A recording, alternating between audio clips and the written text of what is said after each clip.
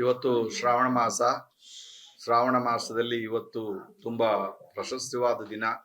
ಗುರುವಾರ ನಮ್ಮ PNS ವಿಸ್ತಾರ ಏನಿದೆ, ಇಲ್ಲಿ ಒಂದು ಆಡಳಿತ ಕಚೇರಿ ಮಾಡಬೇಕು ಅಂತ ತುಂಬಾ ಆಸೆ ಇತ್ತು.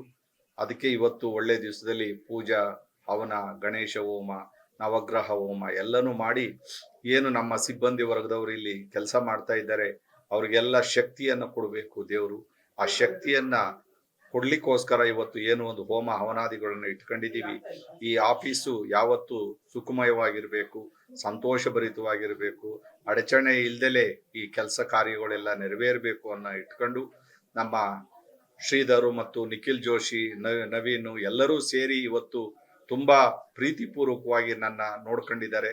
ಇವತ್ತೇನು ಅವರ ಪ್ರೀತಿ ವಿಶ್ವಾಸ, ನಮ್ಮ ಧರ್ಮೇಶು ಏನು ಒಂದು ಕೊಡಗೈ ದಾನಿ ಅಂತ ಹೇಳ್ಬೋದು. ಇವತ್ತು ಸುಮಾರು ಹಣ ಕಳ್ಕೊಂಡಿದ್ರು ಸ್ವಾಮೀಜಿ ಅವ್ರಿಗೋಸ್ಕರ ಅವರು, ಸ್ವಾಮೀಜಿ ನಿಮ್ದು ಇದು ಇವತ್ತಿಂದ ಅಂತ ಹೇಳಿ ಒಂದು ಆ ಪ್ರೀತಿ ವಿಶ್ವಾಸದಿಂದ ನನಗೆ ಕೊಟ್ರು.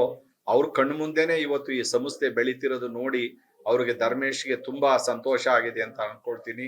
ಯಾಕೆಂದ್ರೆ ಒಂದು 10 ರೂಪಾಯಿ ಕೊಟ್ರು ಇವತ್ತು ಅದು ದಾನಿ ಅಂತೀವಿ, 100 ಕೋಟಿ ಕೊಟ್ರು ಅವ್ರನ್ನ ದಾನಿ ಅಂತೀವಿ.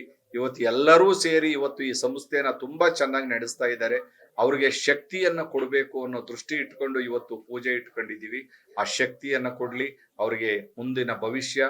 ಈ ಸಂಸ್ಥೆ ಏನು ಇವತ್ತಿಂದ ನಮ್ಮ ಜೋಶಿ ಅವ್ರ ನೇತೃತ್ವದಲ್ಲಿ ಒಂದು ಇಂಗ್ಲಿಷ್ ಡಿಜಿಟಲ್ ಮೀಡಿಯಾ ಏನು ಪ್ರಾರಂಭ ಮಾಡ್ತಾ ಇದ್ದಾರೆ, ಅದಕ್ಕೆ ಯಶಸ್ಸನ್ನ ಕೋರ್ತೀನಿ.